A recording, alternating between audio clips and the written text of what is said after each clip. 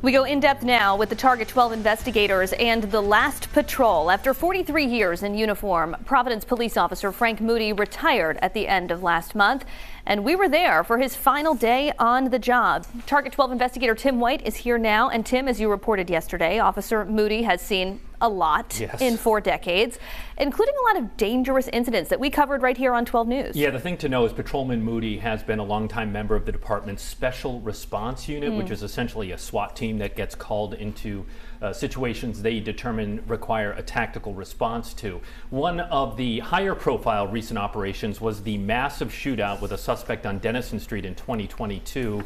This is video from Moody's body-worn camera. Hundreds of rounds were fired in that one. And then there were the Providence riots in 2020 in the wake of the killing of George Floyd. Police officers were targeted that night and beyond during that time. And I asked Moody how that impacted morale. Do you still feel the sense of pride and purpose? I do. That'll never go away.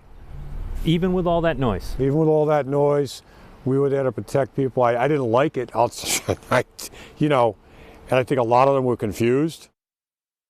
It was a really enlightening report, Tim, and one thing that I learned from it was that Moody suffered some hearing loss from one of these incidents. Yeah, he and other members of the SRU did. Moody says the sound suppression system in their helmets failed that night, and as a result, Moody's hearing loss is permanent, and he had to get hearing aids. Oh, of course, we know it's a dangerous job, and you talked to him about how that hit home in 2005 when one of his very own colleagues was killed.